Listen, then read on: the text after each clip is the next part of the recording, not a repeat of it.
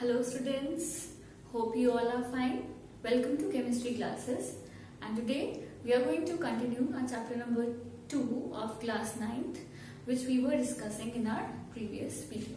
If you have not watched that video, you must watch that video. So let's start our part 2, in which we are going to study about separation of different components.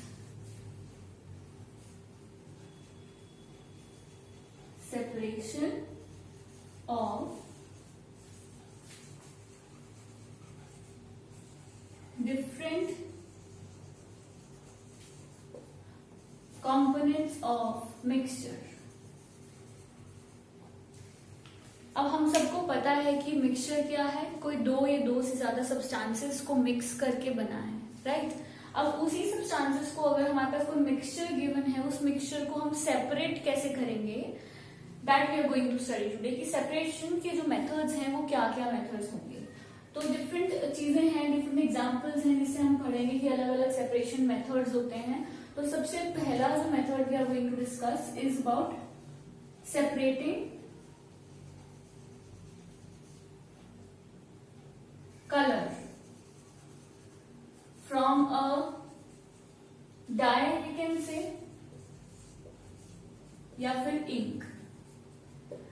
Ink है हमारे पास, हमें colour को separate करना है from this die और this ink. कैसे separate करेंगे? सो die और इंक आप सबको पता है कि कैसी होती है वो। उसके लिए हमारे पास मेथड होता है इवेपोरेशन। पहले मैं मेथड बता देती हूँ, क्या कौन सा मेथड यूज होगा, इवेपोरेशन यूज होगा। तो यहाँ से कलर्ड मीन्स कलर्ड कंपोनेंट जो होगा इसमें से अलग हो जाएगा, क्योंकि पता है लिक्विड स्टेट है वो, तो लिक्विड में से हमें सॉलिड निकालना है। So that will be done with the help of evaporation. कैसे करेंगे? चाइना डिश में we will take our ink ली हमने, उसको evaporate, we are going to evaporate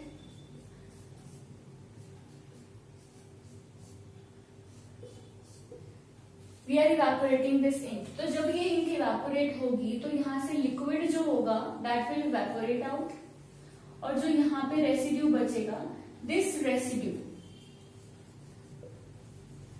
will be ink या फिर कलर। अगर हमने ब्लू डाई ली है तो यहाँ पे कौन सा कलर बचेगा? Blue colour. ब्लैक डाई ली है तो ब्लैक कलर बचेगा। सो दिस वे हम क्या कर सकते हैं, किसी भी डाई से, इंक से we can separate our colored component. So this is our first method. Simple method है, no need ज्यादा टेंशन लेने वाली कोई बात नहीं है, सिंपल है। इवेपोरेट करना है, इवेपोरेट का मतलब होता है हीटिंग इट, ठीक है। तो हमने इसको हीट किया, इवेपोरेट किया, जिससे कि हमारे पास हमारा रेसिड्यू बन गया। So this is our first method. So if a question comes that how will you separate red color from this ink, from the ink, how will you separate blue color from the ink, how will you separate black color from the ink, कुछ भी question आएगा तो you have to write which method, by evaporation। और आप सबको ये पता है ये बर्नर है, इसको क्या बोलते हैं, you should know it, this is called as wire gauge। ये हमने चाइना डिश ली है, व्हाइट कलर की होती है, लैब्स में प्रेजेंट होती है, this is called as china dish. तो चाइना डिश में हमने उसको इवेपोरेट किया है। Next we come on our method to separate cream from milk. To separate cream from milk. ये तो कल भी हमने डिस्कस किया था, मेथड डिटेल में नहीं किया था, but we have discussed about this. What was that method? That method was centrifugation, right. Centrifugation method है हमारे पास। सेंट्रीफ्यूगेशन से क्या करते हैं हम, मिल्क के अंदर जो क्रीम प्रेजेंट है उसको सेपरेट कर सकते हैं। अभी सेंट्रीफ्यूगेशन क्या है, what is the principle of this centrifugation, how it is working। so कैसे करता है सेंट्रीफ्यूगेशन में, क्या होता है, हम बहुत हाईली स्पिन करते हैं। हाईली स्पिन करने से क्या होगा, बहुत तेज जब स्पिन होगा, that in that method spinning होने से क्या होगा, जो हमारे पास मिल्क होगा या नीचे सपोज वी हैव दिस, ठीक है, ये बाहर वाली जो कंटेनर है यहाँ पे हमने सपोज इसमें मिल्क ऐड किया है, ये मिल्क है यहाँ पे हमारे पास, ठीक है, दिस इज आवर मिल्क, और ये सारी की सारी जो है वो रोटेट कर रही है, दिस इज रोटेटिंग। तो क्या होगा, जब हाईली स्पिन करेगा, बहुत तेज से रोटेट करेगा, रोटेट करने से क्या होगा, इसके अंदर जितने भी पार्टिकल्स प्रेजेंट हैं हैवी वाले, वो पार्टिकल्स नीचे बैठ जाएंगे, दे विल सेटल डाउन, ठीक है। तो नीचे जब पार्टिकल्स सेटल डाउन हो जाएंगे, दिस सपोज यहाँ पे यहाँ तक सेटल हो गए ये सारे, मैं यहाँ से कलर रिमूव कर देती हूँ ताकि आपको ये आइडिया हो जाए। यहाँ पे क्या है, ये सेपरेट हो गए, इतना सा मिल्क रह गया, यहाँ पे हमारी क्रीम है वो जो नीचे बैठ गई है। तो अब क्या होगा, रोटेट होने से highly particles are settle down and then the liquid get separated. अब हम इसको टिल्ट करके ऊपर ऊपर से रिमूव कर लेंगे, अलग से किसी बीकर में हमने मिल्क ऐड कर दिया, ये वाला मिल्क ऊपर से इधर आ गया, ठीक है, मिल्क कम हेयर, और यहाँ पे क्या बचा, क्रीम बच गई। तो ये मिल्क पहले जिसमें जितना फैट था, जितनी क्रीम थी, अब इसमें कम होगा। तो this is the method of centrifugation. इसको क्या बोलते हैं, सेंट्रीफ्यूगेशन मेथड बोलते हैं, in which the mixture is set to spin very fast, ठीक है। तो उससे क्या होगा, हैवी डेंस पार्टिकल्स हैं जो भारी वाले हैं वो नीचे बैठ जाएंगे और light particles will come upwards. So filtration से जो चीज सेपरेट नहीं हो सकती, क्योंकि ये ऐसी चीजें अगर हम इसको फिल्टर करेंगे तो क्या होगा, ये क्रीम भी फिल्टर हो जाएगी, वो भी उसके साथ ही आ जाएगी। लेकिन तो इन कोलॉइडल पार्टिकल्स को कल पढ़ा था ना, कोलॉइड पार्टिकल्स होता है, milk is example of a colloidal. तो यहाँ पे कैसे हम इसको सेपरेट करते हैं, बाय सेंट्रीफ्यूगेशन मेथड। सो हम इसका प्रिंसिपल मेंशन कर सकते हैं। What is the principle? The principle of centrifugation is that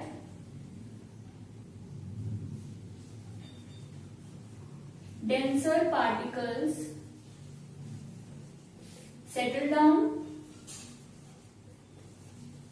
जो हैवी वाले पार्टिकल्स होते हैं, डेंसर पार्टिकल्स होते हैं, they are settle down at the bottom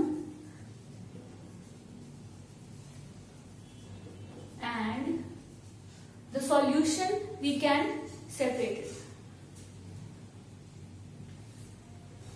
and the solution is separated, तो हम यहाँ लिखेंगे and the lighter particles remain at the top, वो ऊपर रहेंगे, remain at the top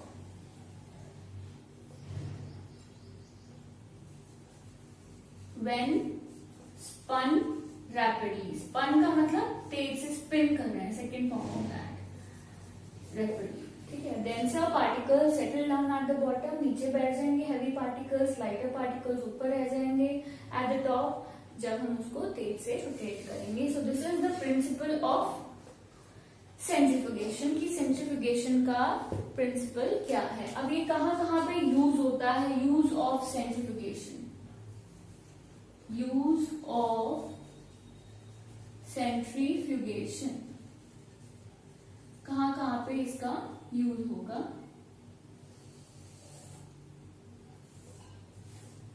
सबसे पहला तो पता ही लग गया, बटर और वी कैन से क्रीम फ्रॉम मिल्क सेपरेट करता है, cream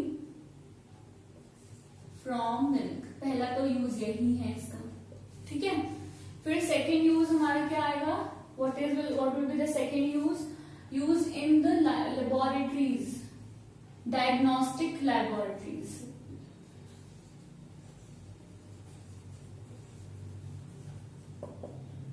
laboratories for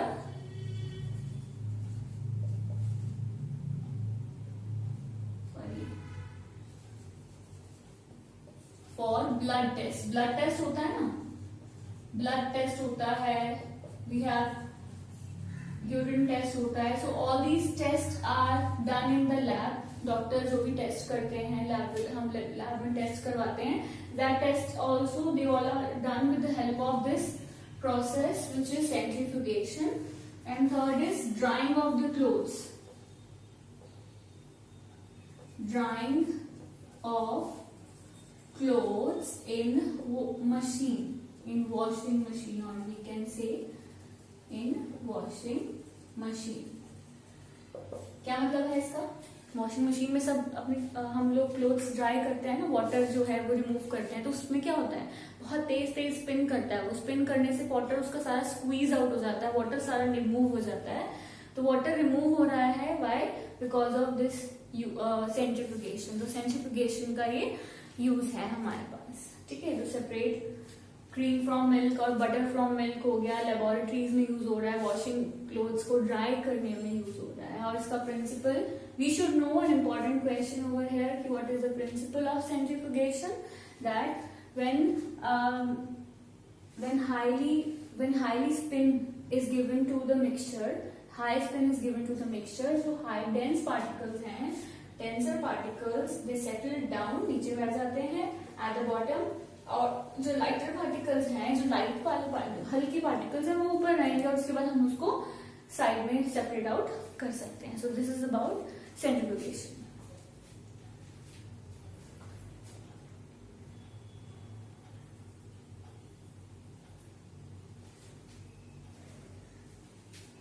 So this was our first method, separating color from dye by evaporation. दूसरा हमने पढ़ा centrifugation, cream from milk. Now we are going to study about third.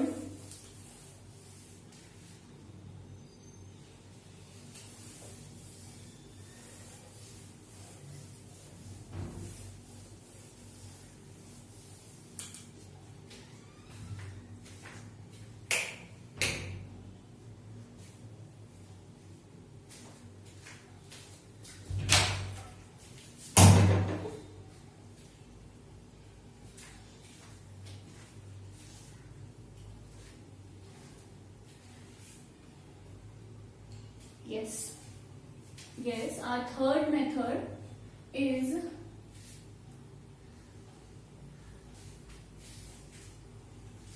separating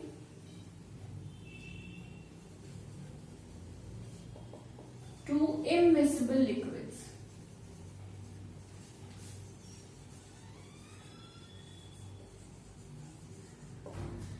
Immiscible liquids का मतलब, immiscible का मतलब होता है that do not mix, जो आपस में मिक्स नहीं होते, डू नॉट गेट मिक्स्ड. ठीक है, तो ये हमारे पास क्या है, दो इमिसिबल चीजें हैं जो मिक्स नहीं हो रही है, उसको सेपरेट करना है. तो उसको सेपरेट करने के लिए हमारे पास एक ऑपरेटर्स होता है, that operators is called as separating funnel. That is called as separating funnel. Separating funnel example लेना पड़ेगा तभी समझ में आएगा कैसे सेपरेट करेंगे ना. तो ये तो सबको पता है, कोई दो चीज हमेशा हम वही एग्जाम्पल के जो कभी मिक्स नहीं होती. तो क्या होगा उसका एग्जाम्पल, ऑयल एंड वाटर. सबसे सिंपल चीज जो सबको पता है, जो कभी मिक्स नहीं होती, this is oil and water. अब ऑयल एंड वाटर को हमें सेपरेट करना है, सेपरेटिंग फनल है. फनल होती है, ठीक है, यहाँ पे Kock,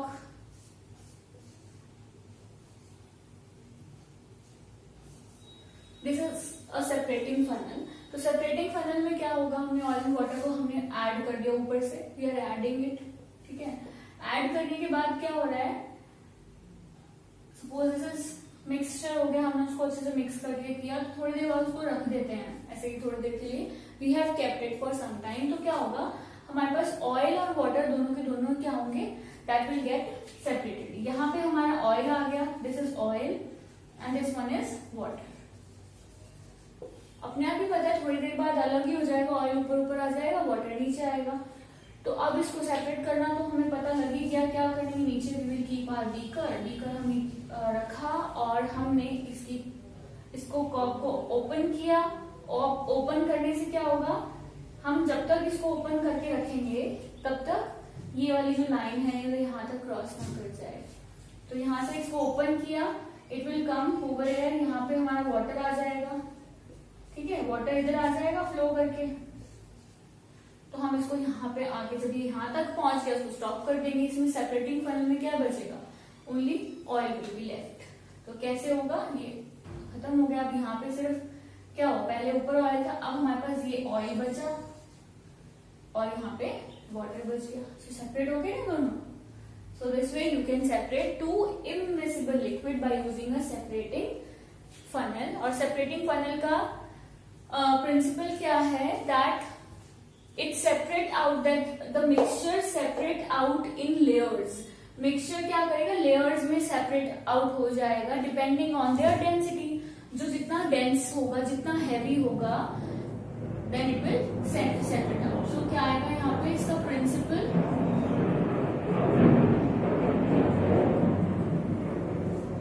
mixture will separate out in layers according to their densities. According to their densities. कि जितना जो डेंस होगा वो नीचे बैठ गया. अब जरूरी नहीं ऑयल एंड वाटर हो, हमारे पास केमिकल्स होते हैं, ऐसी बहुत सारी चीजें होती हैं जिसकी डेंसिटी में डिफरेंस है. और वाटर, ऑयल, हो सकता है हमारा 3 लेयर ऐसे बन जाए अलग अलग डेंसिटी की. एक येलो कलर का है, सपोज व्हाइट कलर का भी है, तब भी हमें नजर आएगा. सेम कलर भी है ना दोनों का, तब भी नजर आता है दोनों में क्या डिफरेंस है. लेयर क्योंकि नजर आएगी अलग से. तो इस वे में हम जितनी मर्जी लेयर्स यहाँ पे बन जाए अलग अलग डेंसिटीज के मिक्सचर्स को हम सेपरेट आउट कर सकते हैं by using the separating funnel. तो सेपरेटिंग फनल का जो मेथड है, the principle of separating funnel is that in this method mixture will separate out in layers according to their density. Density के हिसाब से वो अपने आप ही separate out हो जाएंगे, and this is method is called as separating funnel method.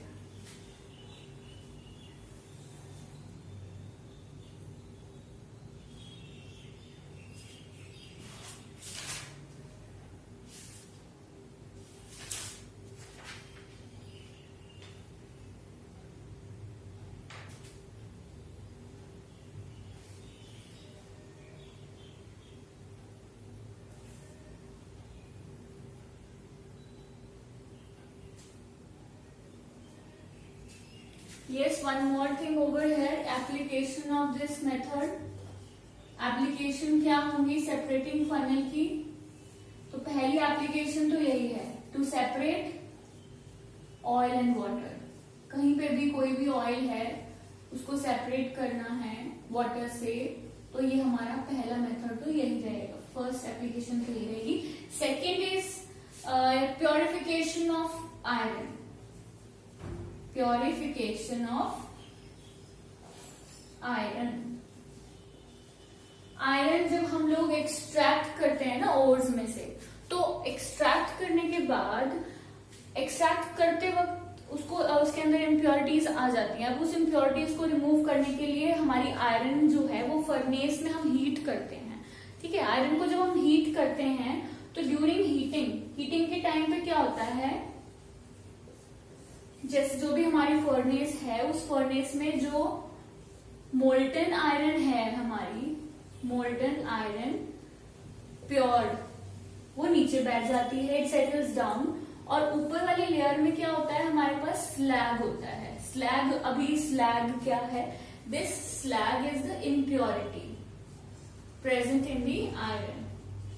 ठीक है, जो भी हमारे पास आयरन है उसमें इम्प्योरिटीज होंगी, तो फर्नेस में जब हम उसे हीट करते हैं तो ये लाइट होता है. स्लैग क्या होती है, हल्की होती है, डेंसिटी इसकी कम होती है.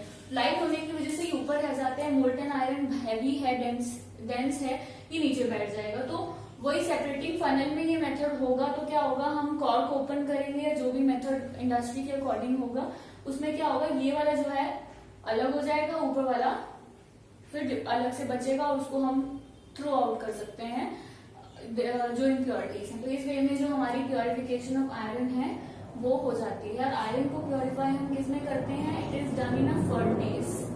ठीक है, फर्नेस में करते हैं, मतलब उसको हीट करते हैं, जलाते हैं. राइट, जलाने से, हीट करने से क्या हो, हीट करते वक्त हैवी प्योर आयरन यहाँ पे आएगा और जो लाइटर स्लैग होता है, इम्प्योरिटीज होती है, वो ऊपर आ जाएंगी. जैसे इसमें 2 लेयर्स बनी थी, तो इसमें भी 2 लेयर्स बन गई, एक ये लेयर और एक ये वाली लेयर. ठीक है, तो ये 2 लेयर्स है, दोनों को हम सेपरेट आउट कर सकते हैं. So this way iron is purified. So These are the two applications of using separating funnel.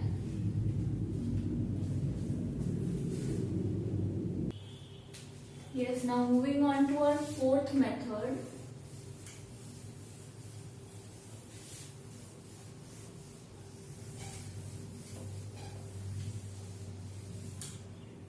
Which is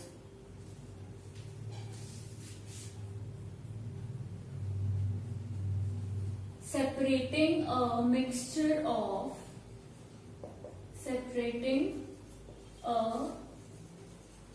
mixture of salt and ammonium chloride. Ammonium chloride का फॉर्मूला भी हमें पता होना चाहिए, NH4Cl. This is ammonium chloride.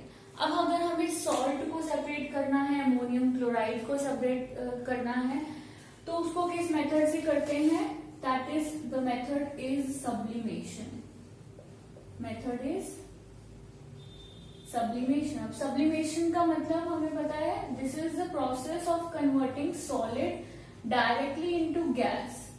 Solid से directly जो है gas बन जाती है. This is sublimation. Solid directly changes into gas, directly convert होता है. तो इसका मतलब है कि दोनों चीजें ऐसी जब हमारे पास हो जिसमें से एक सब्लिमेशन में जाए और दूसरा सब्लिमेशन में ना जाए, ऐसी चीजों को अगर सेपरेट करना है तो सब्लिमेशन से कर सकते हैं. क्योंकि सॉल्ट और अमोनियम क्लोराइड में से सब्लिमेशन होती है अमोनियम क्लोराइड की. अमोनियम क्लोराइड जो है वो डायरेक्टली वेपर्स में कन्वर्ट हो जाता है. तो अब दोनों मिक्स होके दे दिए, दोनों का कलर जो है व्हाइट सॉल्ट जैसा ही है. दोनों का कलर व्हाइट होता है, एक जैसा लगेगा दिखने में. अब सेपरेट कैसे करना है? We will take a watch glass. ठीक है, वॉच ग्लास लिया, इसमें हमने हमारा जो भी मिक्सचर था वी हैव केप्ट इट. अब इसको हमने हीट करना स्टार्ट कर दिया. We are heating it. ना हीट करते वक्त हमें पता है ये डायरेक्टली वेपर में बनेगा, तो हमें चेक भी तो करना पड़ेगा ना वेपर में. अब वेपर बन के उड़ गया अगर, तो सेपरेट कैसे हुए? एक ही बचेगा, दूसरा तो मिलेगा ही नहीं. तो उसके लिए क्या करते हैं, यहाँ पे इसके अराउंड फनल को उल्टा करके रख देते हैं, जिससे हम जो हमारी फनल है उसको ऑपोजिट करके रख दिया और यहाँ पे इसको कॉटन से कवर कर दिया. कॉटन से कवर करने का क्या मतलब है कि ये इवेपोरेट तो होगा पर लेकिन बाहर नहीं जाएगा. तो यहाँ पे हमने क्या लिया है? सॉल्ट लिया है प्लस अमोनियम क्लोराइड लिया है. दोनों चीजें ली हैं. अब क्या होगा? इवेपोरेशन स्टार्ट हो गई. जब इवेपोरेशन स्टार्ट होगी तो इसमें से अमोनियम क्लोराइड है, ये वेपर्स बनेंगे. इसके वेपर्स बनने से क्या होगा? अब ये वेपर्स तो उड़ नहीं पा रहे, तो क्या होगा? ये लेयर्स में यहाँ पे जो है ये चिपकना स्टार्ट हो जाएंगे. They will stick to the surface. ऐसे इस तरीके से they will stick to the surface पे चिपक जाएंगे. और जब तक इवेपोरेशन चलेगी, मतलब जब तक अमोनियम क्लोराइड इसमें प्रेजेंट होगा तब तक ये इवेपोरेट होता जाएगा. और लास्ट में जब ये इवेपोरेट हो गया तो ये यहाँ से चला गया and it comes over here. यहाँ पे ये क्या बन गया? एंड ये हमारा अमोनियम क्लोराइड है और यहाँ क्या बचा हमारे पास? सॉल्ट बचा. तो दोनों चीजें सेपरेट हो गई ना. तो सेपरेट करने के लिए हमने क्या यूज किया है? We have kept, yes we have used over here salt और अमोनियम क्लोराइड लिया, उसको हीट किया. हीट करने के बाद हमें क्या मिला? ऊपर अमोनियम क्लोराइड अलग हो गया और सॉल्ट अलग हो गया. क्यों? क्योंकि सॉल्ट जो है वेपर में तो जाता ही नहीं है. सॉलिड तो डायरेक्ट वेपर नहीं बनता, तो सॉल्ट यही रहेगा. अमोनियम क्लोराइड ऊपर आ गया. और अमोनियम क्लोराइड के अलावा अगर मैं सॉल्ट के साथ कैम्फर लूं, घर पे जो यूज करते हैं, कपूर जिसे बोलते हैं, राइट, कैम्फर भी हो सकता है. नैफ्थलीन की बॉल्स हो सकती है. Naphthalene everybody knows. नैफ्थलीन की बॉल्स जो विंटर्स में हम जो हमारे क्लोथ्स होते हैं उसके बीच में बॉल्स रख देते हैं ना, दैट इज नैफ्थलीन. वो भी डायरेक्ट उसको हीट किया जाए तो सीधा वेपर्स बनती हैं. तो कुछ भी चीज हो सकती है इनमें से, तीनों में से. इट्स नॉट कि जरूरी नहीं है कि अमोनियम क्लोराइड ही आपसे पूछा जाए. कोई भी क्वेश्चन पूछा जा सकता है कि कोई भी सॉल्ट के साथ ऐसे इन तीनों में से कुछ भी सेपरेट करना है तो क्या करेंगे? हम we will do sublimation. Ammonium chloride, camphor, naphthalene, and one more is anthracene is also there. अगर कुछ भी इनमें से कुछ भी आपके पास आता है तो that is the separation by sublimation. एक तो एरोप्लेन मॉल आता है, then this is sublimation.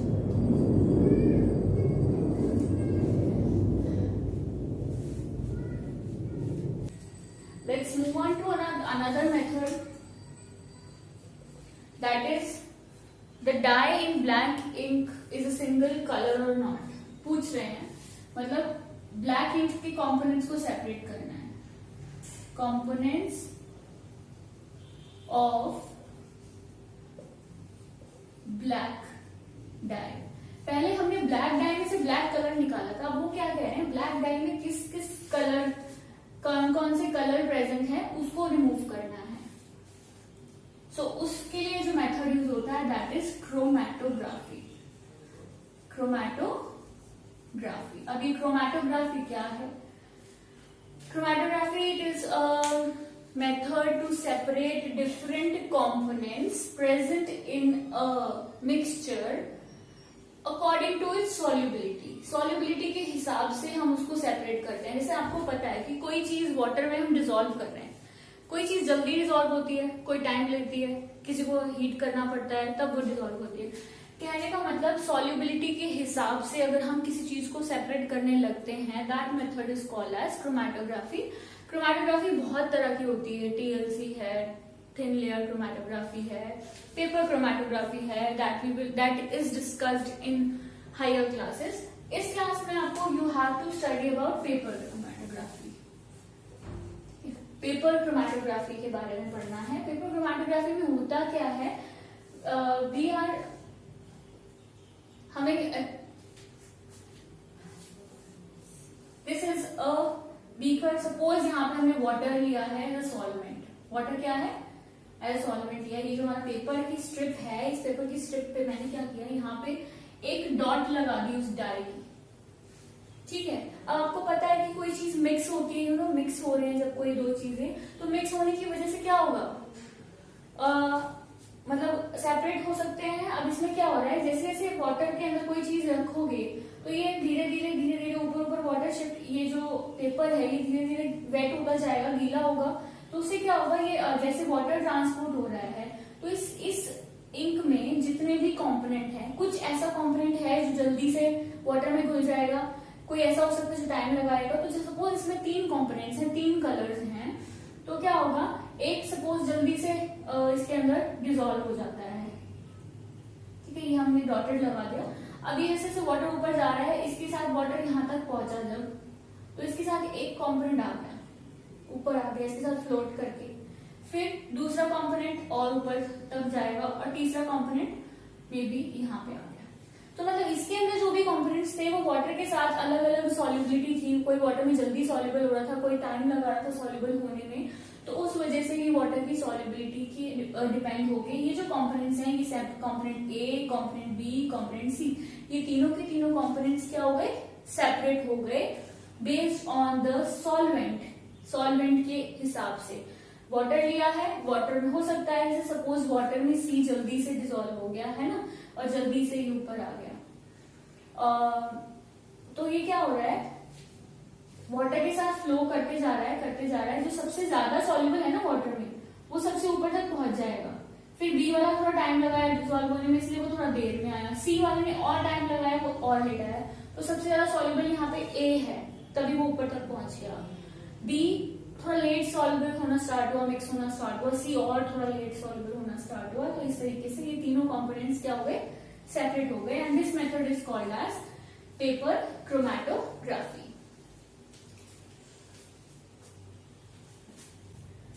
Yes, chromatography का जो प्रिंसिपल होगा वो क्या होगा, principle is that different solubility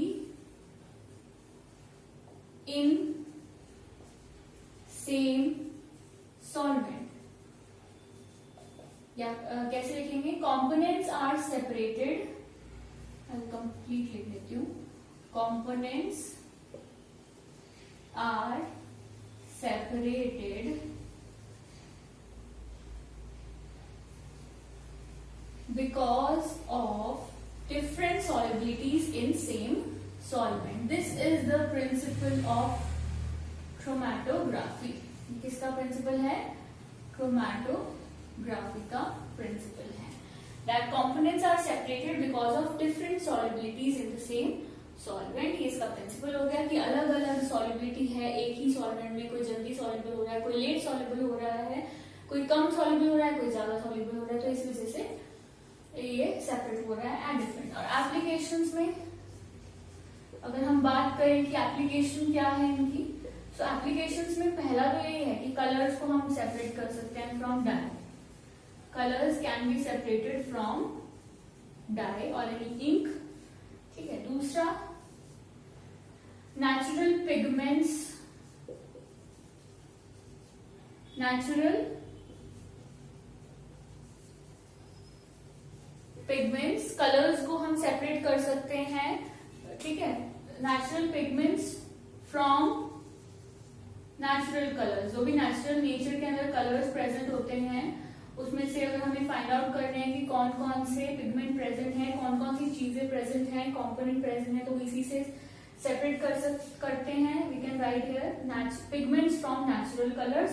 and third है drugs from blood.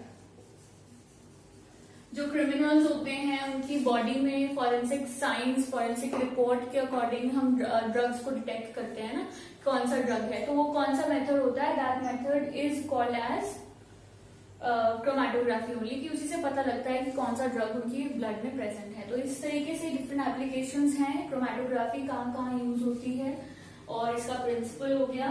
And this is about chromatography. हमने पहले सेपरेशन पढ़ा सब्लिमेशन के अकॉर्डिंग, फिर हमने पढ़ा अबाउट क्रोमैटोग्राफी सॉलिबिलिटीज के अकॉर्डिंग जो सेपरेट होता है.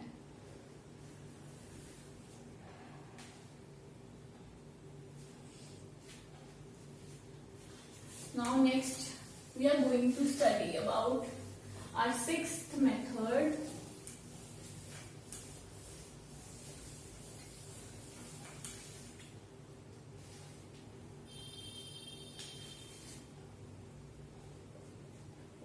Separating mixture of two miscible liquids. Miscible liquids mix होते हैं जो लिक्विड्स. ऐसे लिक्विड्स को अगर हमें सेपरेट करना है तो उसको किस तरीके से सेपरेट कर सकते हैं, उसके लिए मेथड है हमारे पास, that is distillation. That is distillation. ये कब होता है डिस्टिलेशन? हम किसी भी चीज को सेपरेट, किसी भी अब दोनों एक जैसे वाटर जैसे लिख रहे हैं, दोनों के दोनों ट्रांसपेरेंट दिख रहे हैं, अब उनको हमें सेपरेट करना है, उसके लिए मेथड है डिस्टिलेशन. और डिस्टिलेशन की मेथड हम करते हैं तो उसके लिए दोनों के बीच में डिफरेंस होना चाहिए. दोनों के दोनों कंपोनेंट्स होते हैं ना, उनके अंदर डिफरेंस होना चाहिए इन boiling point. Difference in boiling point should be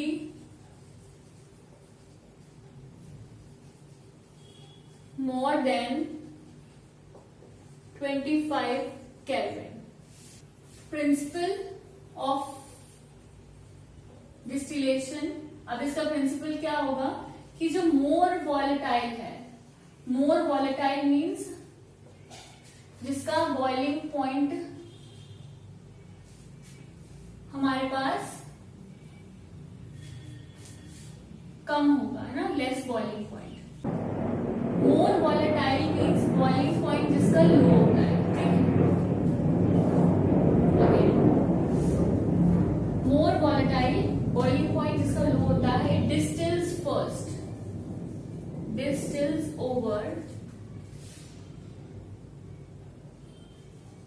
less volatile liquid.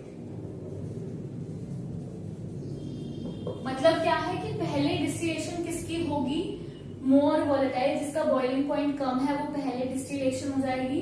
और जो लेस वॉलेटाइल है, जिसका बॉइलिंग पॉइंट ज्यादा है, जिसको टेम्परेचर ज्यादा चाहिए, वो बाद में उसकी डिस्टिलेशन होगी। This is the principle of distillation. Distillation में एग्जैक्टली होता क्या है कि हमारे पास सपोज जो मिक्सचर है उसको हमने कोनिकल फ्लास्क वॉल्यूमेट्रिक फ्लास्क में रखा है, ठीक है। उसके अंदर हम क्या कर रहे हैं, इसको हीट करना है। हीट करना स्टार्ट किया हमने। हीट करने के बाद when it is getting heated, आपको पता है पहले कम टेम्परेचर होता है, फिर धीरे धीरे धीरे धीरे टेम्परेचर बढ़ता रहता है। तो जो कम टेम्परेचर पे बॉईल हो जाएगा, दो चीजें हैं ना इसमें, कोई भी दो मिक्सचर हैं, तो वो दोनों मिक्सचर में से जो जल्दी बॉईल होना स्टार्ट हो जाएगा, कम टेम्परेचर पे ही बॉईल होना स्टार्ट हो जाएगा, इवेपोरेट होना स्टार्ट हो जाए, वो पहले वेपर्स में कन्वर्ट हो जाएगा। वो क्या होगा, पहले हमारे पास वेपर्स में कन्वर्ट हो जाएगा। वेपर में कन्वर्ट होने के लिए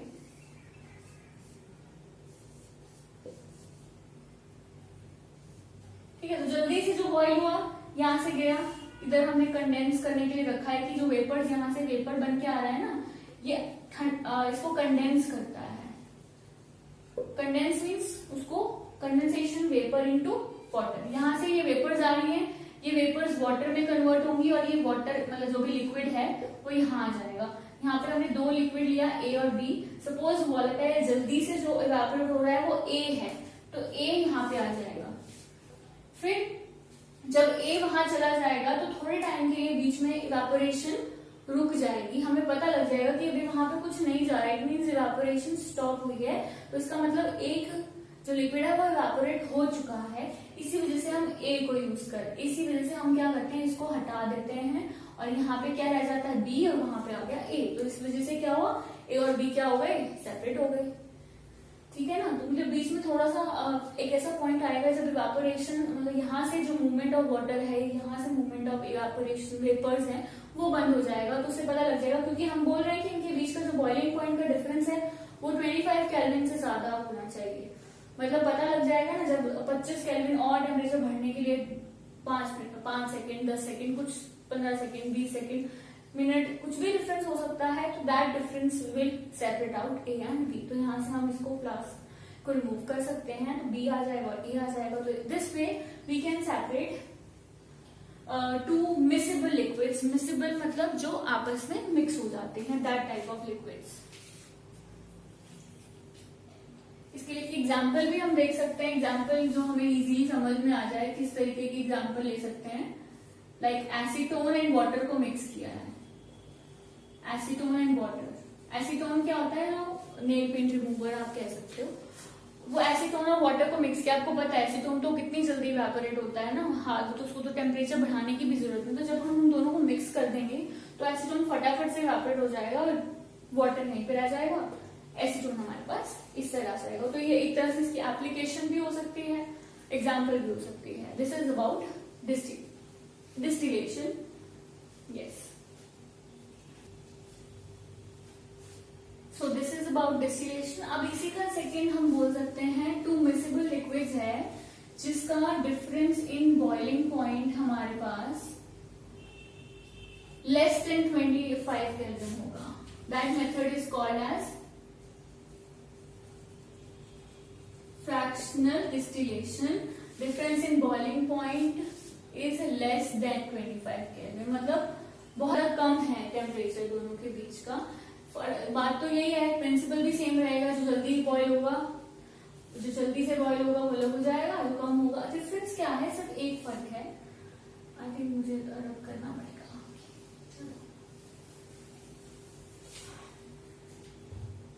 कुछ डिफरेंस नहीं है यहाँ पे, एक एक्स्ट्रा ट्यूब बढ़ गई है बस।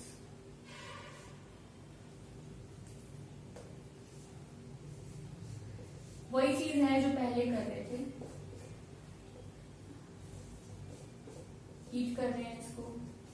ठीक है, अब ये वाटर है, यहाँ पे हमने एक फ्रैक्शनल कॉलम एक्स्ट्रा ऐड कर दिया। Fractional column is added extra. बाकी सब प्रोसेस सेम है। फ्रैक्शनल कॉलम हमने ऐड किया है to increase the area for condensation, to increase the area for condensation, की कंडेंसेशन होने के लिए एरिया बढ़ा दिया, वहां भी कंडेंसेशन हो रही थी, ठीक है। इसमें क्या है, ग्लास बीड्स, ये बीड्स हम बोल सकते हैं कि इसमें बीड्स प्रेजेंट है, पोर्सलिन हो सकता है, मतलब बीड्स प्रेजेंट होते हैं इसमें। तो यहाँ से जब इवेपोरेशन होगी, पहले क्या होता कि इवेपोरेशन यहाँ पे आके ठंडा हो रहा था ना कूल, अब क्या होगा, यहाँ से ही वाटर बनना शुरू हो जाएगा जल्दी से, वेपर्स आई फटाफट से वाटर बना, मतलब लिक्विड बना, लिक्विड के बाद ये सेपरेट होना स्टार्ट हो जाएगा। होगा भाई ए और बी था, ए वहां पहुंच गया, यहाँ पे बी रह जाएगा। सिर्फ फर्क क्या है, कंडेंसेशन का एरिया बढ़ा दिया, और इसके लिए हमें तभी यूज करना पड़ता है जब दोनों के बीच का टेम्परेचर में ज्यादा फर्क ही ना हो, कि एक बॉयल होकर हटा तभी थोड़ी देर बाद दूसरा भी बॉयल होना स्टार्ट ही हो जाता है साथ के साथ ही। तो वो उसके लिए हमें थोड़ा टाइम बढ़ाना पड़ेगा। इसमें से क्या ऐड कर दिया, एक फ्रैक्शनल कॉलम ऐड कर दिया, और कुछ डिफरेंस नहीं है। अब इसके केस के लिए जो एग्जाम्पल होगा, ये हम बात करें एप्लीकेशन की, एप्लीकेशन है इसकी, जो क्रूड ऑयल हमारा आता है, ऑयल आता है ना, कच्चा तेल बोलते हैं, तो उस क्रूड ऑयल में से केरोसिन बनता है, petrol, diesel, gasoline.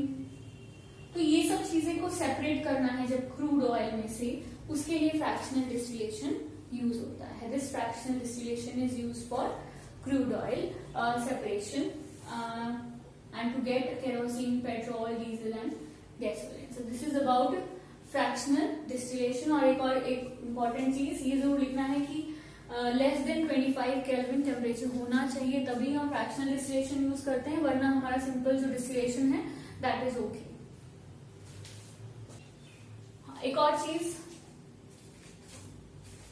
First application, और दूसरा है to separate components of air।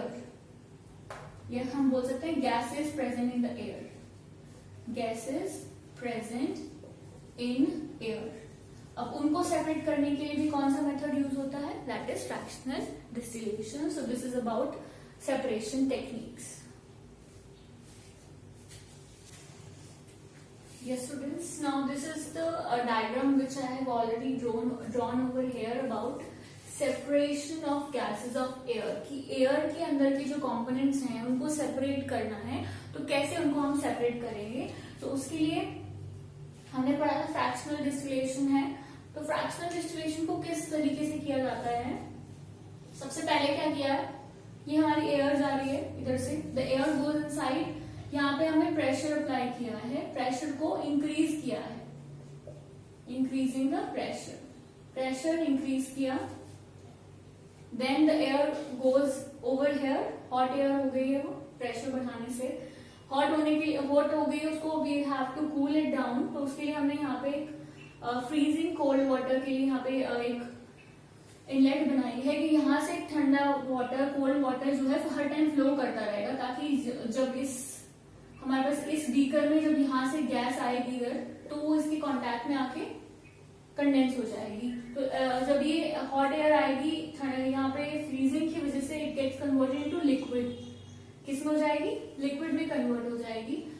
तो क्या होगा, मतलब हमने टेम्परेचर को बढ़ाया है, टेम्परेचर को कम किया है और प्रेशर को बढ़ाया है। If you remember in the chapter 1 we have discussed कि जो हमारी गैसेस होती हैं, अगर हम उसको प्रेशराइज करते हैं, प्रेशर बढ़ाने से they get liquefied, liquefaction of gases बढ़ी थी by increasing the pressure and decreasing temperature. वही दो चीजें की हैं। तो यहाँ पे एयर क्या हो रही है, लिक्विफाई हो रही है, लिक्विड एयर में कन्वर्ट हो रही है। तो यहाँ से एयर गई हमारा, अब यहाँ पे जो हमारी CO2 है, CO2 is not separated, it does not get converted into liquid. याद है कि जब उसको हाई प्रेशर पे रखते हैं तो वो ड्राई आइस बन जाती है। तो यहाँ पे क्या होगा, एयर में जो CO2 प्रेजेंट होगी वो CO2 यहाँ से एज अ ड्राई आइस निकल जाएगी अपने आप। It is a separator for CO2। CO2 सबसे पहले निकल गई, तो बाकी गैस हमारी लिक्विड फॉर्म में रहेगी, ये लिक्विड नहीं हो सकता, लिक्विड एयर है। अब ये हमारा फ्रैक्शनल डिस्टिलेशन कॉलम है। फ्रैक्शनल डिस्टिलेशन कॉलम में जब एयर जाएगी तो उसमें क्या होता है, बॉइलिंग पॉइंट के हिसाब से सेपरेट होता है। तो जिसका बॉइलिंग पॉइंट कम होगा वो सेपरेट हो गए। पहले नाइट्रोजन गैस निकल गई, आर्गन गैस निकल गई, दोनों चीजें सेपरेट हो गई। सो यहाँ पे फ्रैक्शनल डिस्टिलेशन कॉलम में 2 gases are separated out, CO2 पहले रिमूव हो गई। तो तो लेफ्ट आउट क्या बचा यहाँ पे, लिक्विड ऑक्सीजन। तो इस तरीके से हमने 1 2 3 4 कंपोनेंट्स ऑफ एयर को सेपरेट कर दिया by the method of, main जो है हमारा फ्रैक्शनल डिस्टिलेशन का काम था।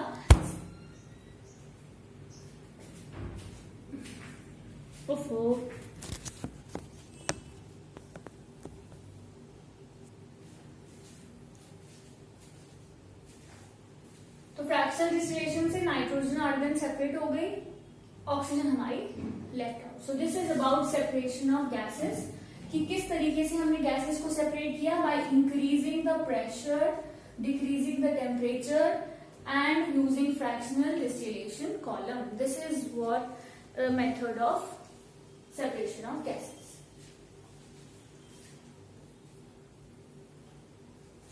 Now moving on to next method, which is the separation of, या फिर हम बोल सकते हैं डायरेक्ट हमारा मेथड है, that is crystallization.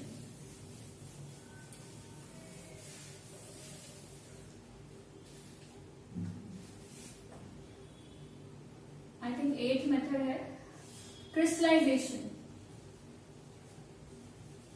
क्रिस्टलाइजेशन तो मेथड हो गया। क्रिस्टलाइजेशन करते क्यों है, to purify any solid, to purify any solid, या फिर उसकी इम्प्योरिटीज को रिमूव करना है। तो separation of impurities and solid, तब हम क्या करते हैं, क्रिस्टलाइजेशन करते हैं। क्रिस्टलाइजेशन में क्या होता है, सिंपल है, जो भी हमारा सॉल्ट हमें मिला है, that salt is mixed in water, water के अंदर मिक्स करके उसको एंड वी हीट इट, ठीक है। उसको हम क्या करेंगे, हीट करेंगे।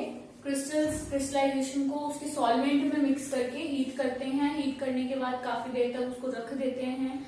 ऑलमोस्ट कईयों के क्रिस्टल जल्दी बन जाते हैं, कई सॉल्ट जो लेट क्रिस्टल्स बनाते हैं। तो उससे क्या होता है, क्रिस्टलाइजेशन से मेजर है तो ये heating in presence of water. Evaporation एक होता है, इवेपोरेशन में भी हम क्या करते हैं, सॉल्ट लेते हैं, इसमें क्या ऐड किया है, वाटर ऐड किया है, इसमें सिर्फ और सिर्फ सॉल्ट होता है। इवेपोरेशन में सॉल्ट रखा, उसको इवेपोरेट करने लग गए, है ना। या फिर सॉल्ट नहीं रखा, हमने क्या लिया, वाटर बनाया, वाटर है, वाटर लिया, वाटर को इवेपोरेट किया, सी वाटर को, तो सारा का सारा इवेपोरेट हो जाएगा वाटर, और क्या बचेगा पीछे, सॉल्ट बचेगा। अब उस सॉल्ट को हमें क्रिस्टलाइज करते हैं, सेकेंड मेथड। इवेपोरेशन पहला स्टेप हमारा इवेपोरेशन होता है। इवेपोरेशन के बाद सेकेंड स्टेप हमारा क्रिस्टलाइजेशन है। क्यों, क्योंकि यहाँ पे इम्प्योरिटीज रह जाती है। अब इस इम्प्योरिटी को तो रिमूव करना पड़ेगा ना, तो उसके लिए क्या करते हैं, crystallization method. So this is about crystallization. तो वही बात आती है, क्वेश्चन आएगा why crystallization is better than evaporation. तो आप क्या बोलेंगे कि crystallization is better than evaporation because it removes the impurities, removes the impurities. सबसे बड़ी बात, इम्प्योरिटीज रिमूव हो जाती हैं। Second thing is some substances cannot be heated directly, some substances cannot be heated directly, like sugar. Sugar क्या करती है, it gets charred. Charred means आपको पता है, जब शुगर को हीट करते हैं तो कैसे वो हीट होती है, चेयरिंग ऑफ शुगर बोलते हैं उसको, चिपक जाती है ना जहां पे उसको हीट करना स्टार्ट करोगे। तो इसलिए शुगर जो है वो इवेपोरेशन में नहीं जा सकती, उसके लिए क्रिस्टलाइजेशन, ऐसी चीजें हम क्रिस्टलाइजेशन ही कर सकते हैं, ठीक है, और इम्प्योरिटीज को रिमूव कर सकते हैं। This is the process of, this is the reason why crystallization is better than evaporation, क्योंकि क्रिस्टलाइजेशन में इम्प्योरिटीज को रिमूव कर सकते हैं। और उसकी एप्लीकेशन क्या होगी, सॉल्ट फ्रॉम सी वाटर को हम लेते हैं, इसी से करेंगे पहले तो, इवेपोरेशन के बाद ये वाला मेथड तो होगा ही होगा। Salt from sea water, purification of salt, इसकी क्या होगी, प्योरिफिकेशन। देन जो हमारी एलम है, और वी कैन से द फिटकरी दैट इज यूज्ड, उसके क्रिस्टल्स को बनाने के लिए भी हम क्या यूज करते हैं, क्रिस्टलाइजेशन मेथड यूज करते हैं। So these are the applications of crystallization, and this is the principle, you can say, heated, which is used to purify any solid, heat करने से प्योरीफाई होता है। फिर why, this is the question, why crystallization is better than evaporation. ठीक है, ये दो reasons हो गए।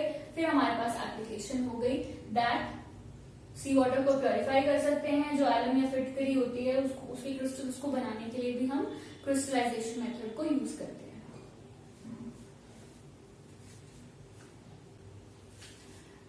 नेक्स्ट सेपरेशन मेथड्स के बाद हमारे पास एक और पॉइंट आता है कि वाटर जो है, हम वाटर को, वाटर के अंदर की चीजें जो प्रेजेंट है, वाटर के अंदर इम्प्योरिटीज प्रेजेंट है, उसको किस तरीके से सेपरेट करते हैं। वाटर को जो हमारे घर तक आता है डायरेक्टली नहीं आता, बहुत सारे प्रोसेसेस के थ्रू जाके आता है, उसमें से इम्प्योरिटी सेपरेट होती हैं।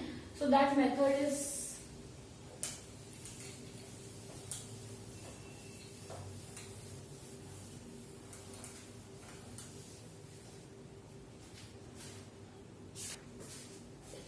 So we have methods for water purification: sedimentation, loading,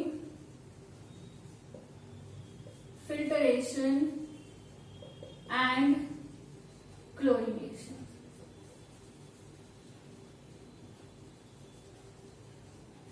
Purification of drinking water.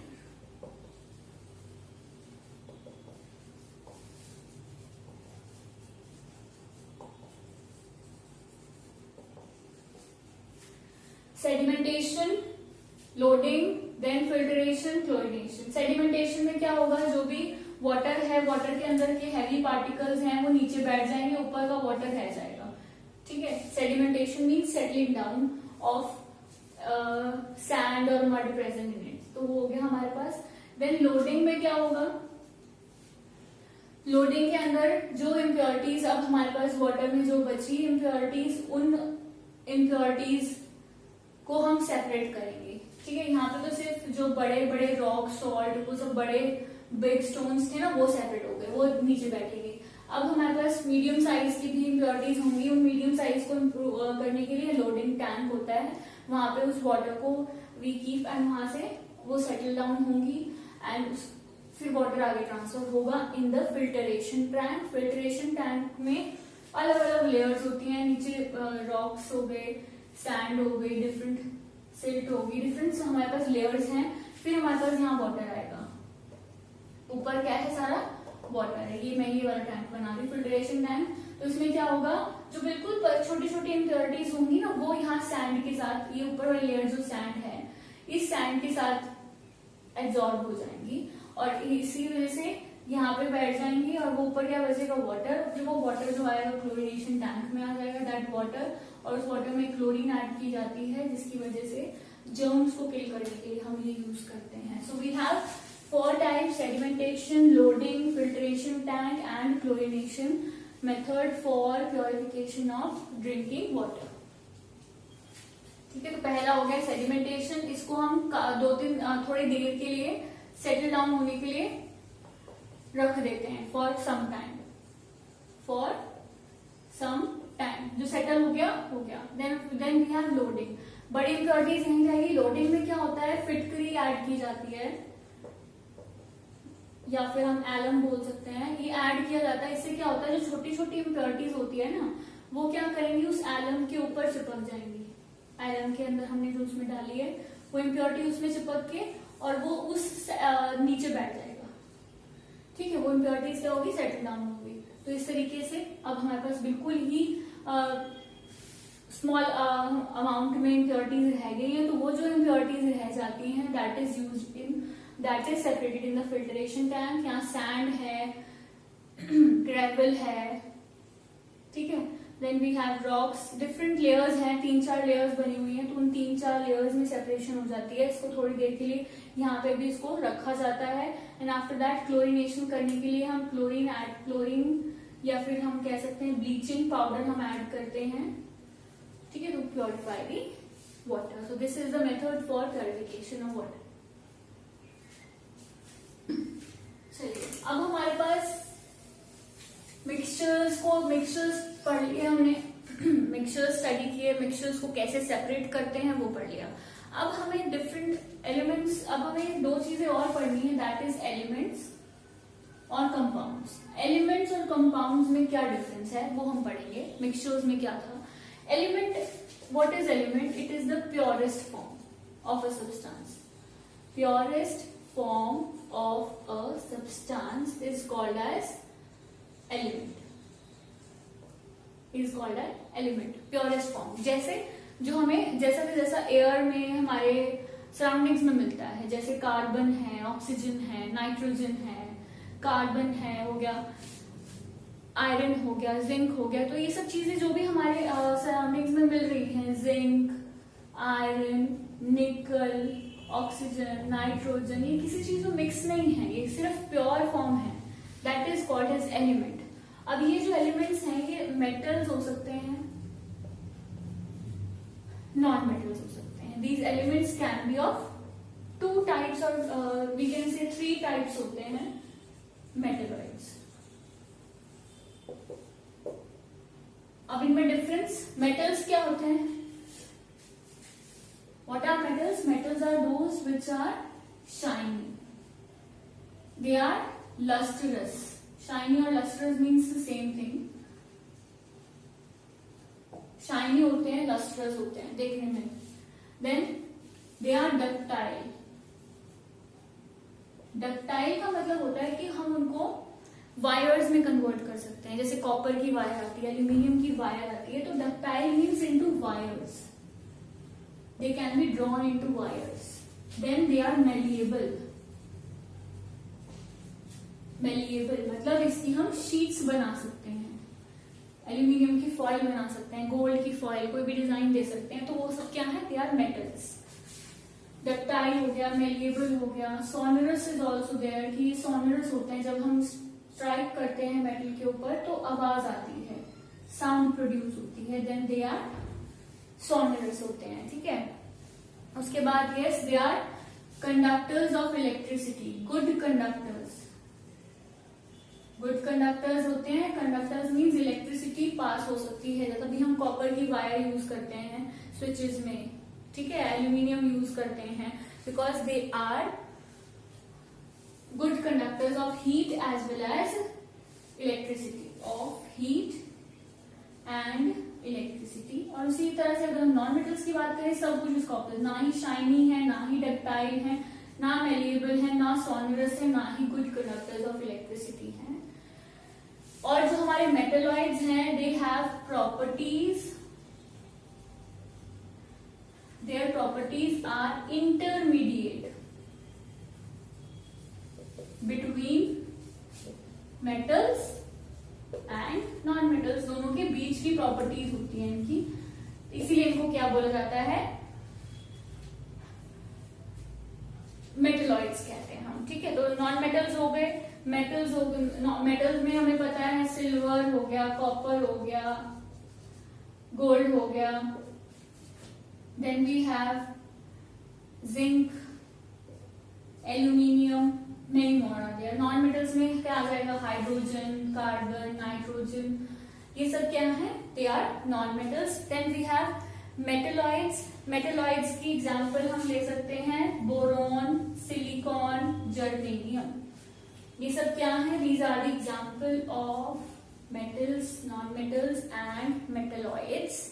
और हमारे पास जो डिफरेंट कुछ ऐसे एलिमेंट्स, मोस्टली जो हमारे मेटल्स हैं दे आर सॉलिड, बट एक ऐसा होता है that is liquid, which is mercury.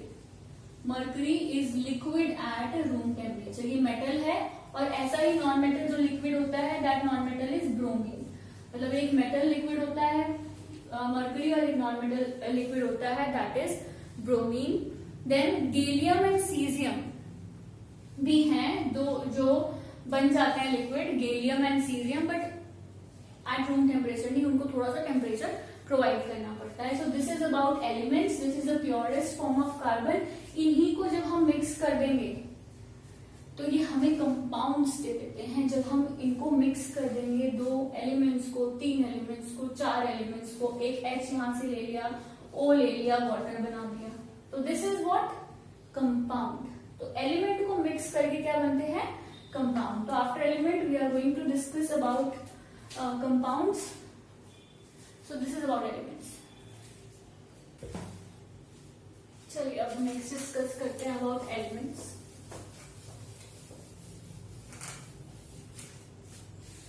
Compounds, yes. Compounds are the mixture of, जैसे हम बोले combination of. Compounds are the combination of two or more elements. Elements पढ़ लिए, elements से क्या बना दिया? Compound बना दिया. तो ये हमारे पास हो गया. एग्जाम्पल ले सकते हो H2O, CO2, many more are there, methane, ethanol, CH3OH, methanol. मतलब बहुत सारे कंपाउंड बन सकते हैं ऐसे. दो या दो से ज्यादा एलिमेंट्स जहां भी कंबाइन कर दिए, कंबाइन करने से क्या बन जाएंगे? कंपाउंड्स. और ये कंपाउंड्स की प्रॉपर्टी होती है कि जैसा है ये वाटर H2O होता है, कहीं से भी वाटर उठा लो वो H2O ही रहेगा. CO2 है carbon dioxide, water carbon dioxide हमेशा CO2 ही रहेगी. एक कार्बन और दो ऑक्सीजन, मतलब इनकी जो रेशियो है it is always fixed. Then उसके बाद ये हो गई फर्स्ट चीज की हमेशा फिक्स रहेगी. उसके बाद ये कैसे बनते, कैसे कॉम्बिनेशन से कि H में हमने हाइड्रोजन में ऑक्सीजन को प्लस किया, H2 में O2 मिक्स किया, तभी हमारे पास वाटर बना है. तो मतलब ये किसी केमिकल रिएक्शन से बनते हैं. ठीक है, तो हम लिख देते हैं. पहला पॉइंट, रेशियो फिक्स होती है. फिक्स्ड रेशियो ऑफ एलिमेंट्स जो है वो फिक्स होगी. मतलब जैसे ये फिक्स, जैसे हाइड्रोजन 1 2 है और O 1 है, दोनों को मिला के ही H2O बनेगा, हमेशा दो ही रहेंगे. Then second, formed, they are formed by a chemical reaction. किसी भी केमिकल रिएक्शन के होने के बाद ही they are formed. कि H2 को जब हमने O2 में मिक्स किया तभी, मतलब एक केमिकल रिएक्शन हुई है तभी हमें कंपाउंड मिला है.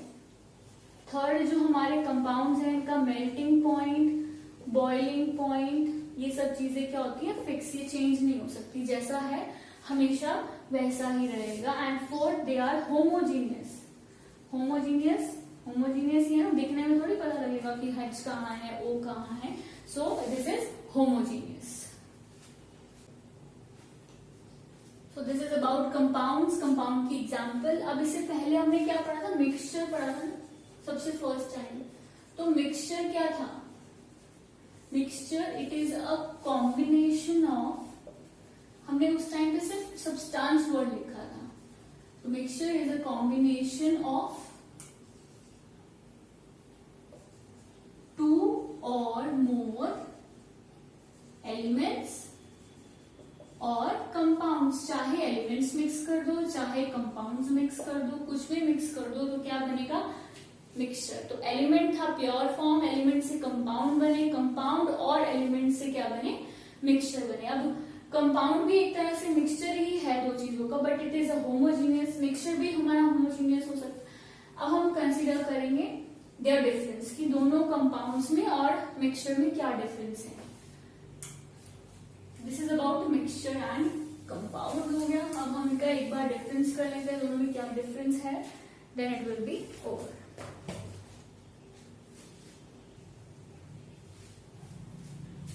चलिए अब हम इनका डिफरेंस पढ़ लेते हैं, मिक्सचर और कंपाउंड का, दोनों के बीच का difference. What is the difference between both? Mixture क्या है? Combination of, mixture is a combination of two or more elements और कंपाउंड्स. और ये क्या है? It is a combination of two or more elements. Right. Second, variable composition. Variable composition का मतलब है कि फिक्स नहीं होता कुछ भी। वाटर जितना डाला है, सॉल्ट भी अगली बार मैं 1 चम्मच, अगर मैं अभी 1 स्पून डाला तो अगली बार 2 स्पून भी ऐड कर सकती हूँ। इट इज नॉट इम्पॉर्टेंट कि हमेशा सेम रहेगा। तो वेरिएबल कॉम्पोजिशन, और इसमें क्या रहती है, सेम कॉम्पोजिशन हमेशा। अगर वाटर H2O है, हाइड्रोजन 2 है, ऑक्सीजन 1 है, तो सेम ही रहेगा। This is the meaning of composition. फिर थर्ड, ये होमोजीनियस भी हो सकता है और हेट्रोजीनियस भी हो सकता है, डिपेंड्स। अगर मिक्सचर मैंने ऑयल एंड वाटर का कर दिया तो हेट्रो बन जाएगा, और अगर वाटर एंड सॉल्ट का कर दिया तो होमो बन जाएगा, दोनों हो सकता है। और ये हमेशा क्या रहता है, होमोजीनियस रहेगा। Fourth, melting point, boiling point, they are not fixed. Fix नहीं है क्योंकि मिक्सचर ही फिक्स नहीं है, कभी ज्यादा का बन सकता है, कभी कम का बन सकता है। लेकिन इसका जो मेल्टिंग पॉइंट है या फिर बॉइलिंग पॉइंट है, वो जितना वाटर हमेशा जितने टेम्परेचर पे बॉइल करेगा उतने पे ही करेगा, वो चेंज नहीं हो सकता। तो इनका क्या होता है, melting point and boiling point are fixed. Yes. उसके बाद mixture shows the properties of its constituent. अब इसका मतलब कि जो उसमें कंस्टिट्यूएंट है, जो भी चीज उसमें ऐड हुई है, सॉल्ट ऐड हुआ है, शुगर ऐड हुई है, तो वो हमें उसका टेस्ट आएगा, मतलब हमें पता लगेगा कि उसकी प्रॉपर्टी, सॉल्ट की प्रॉपर्टी भी दिखाएगा, वो शुगर की प्रॉपर्टी भी दिखाएगा, वाटर की प्रॉपर्टी भी दिखाएगा। सो दिस इज अबाउट मिक्सचर। लेकिन इसमें क्या होता है, it does not, compounds do not show, they do not show properties of constituent। मतलब अगर उसमें हाइड्रोजन ऐड है वाटर में, तो हाइड्रोजन अलग से थोड़ी कुछ फ्लेवर आएगा, या मतलब हाइड्रोजन का कुछ अलग से कलर बदलेगा या कुछ भी है। जैसा वाटर सिंपल होता है वैसा ही रहेगा, कुछ भी प्रॉपर्टी नहीं पता लगेगी। CO2 है, कार्बन, अभी थोड़ी कार्बन है तो डायमंड जैसा दिखेगा कार्बन, क्योंकि डायमंड का फॉर्म है, ग्रेफाइट जैसा लगेगा, पेंसिल जो होती है हमारी, कुछ नहीं होता, जैसा है वो वैसा ही रहेगा। It is not showing any property, किसी भी की प्रॉपर्टी को शो नहीं करेगा। फिर उसमें new compound is formed. Mixture के बाद ये यही हो गया कि प्रॉपर्टीज जो है वो शो करेगा, कि नया नहीं बनता। फिजिकल सेपरेशन हो सकती है, इसको सेपरेट कर सकते हैं। सेपरेशन के मेथड पढ़े थे ना मिक्सचर की। Physical separation can be done, कर सकते हैं हम इनको अलग अलग तरीके से separate, but can not be separated. Water का hydrogen can not be separated physically, chemical reaction से हो सकते हैं, can not be separated physically, physically नहीं कर सकते, मतलब उन मेथड से देख के नहीं कर सकते, कोई केमिकल रिएक्शन करना पड़ेगा, ऐसा कुछ करना पड़ेगा जिसकी वजह से हम इसको सेपरेट कर सकते हैं। सो this is about mixture and combination. Confuse कभी नहीं होना। मिक्सचर का मतलब है, सबसे पहला हमेशा याद रखना है, पहला वर्ड एलिमेंट आता है, दूसरा कंपाउंड, फिर मिक्सचर। एलिमेंट प्योरेस्ट फॉर्म, फिर कंपाउंड इन्हीं एलिमेंट से बनते हैं, और मिक्सचर किसी भी चीज का मिक्सचर हो सकता है, मतलब किसी भी चीज को कॉम्बिनेशन से बन सकता है, चाहे वो एलिमेंट्स है, कंपाउंड है, कोई और, anything can be there. So this is about, जैसे हमारे पास हम बोलें कि एलिमेंट हाइड्रोजन एलिमेंट है, फिर कंपाउंड में H2O बन गया, और मिक्सचर में मिल्क बन गया, मिल्क में वाटर भी है, वाटर के साथ फैट्स भी है, क्रीम भी है, तो वो सब चीजें मिक्स हो गई, और भी चीजें मिक्स हो गई, तो that will form mixture. So this is about chapter 2. We have done our chapter. Now chapter 2 is completed. So that's all for today. Stay safe and stay healthy.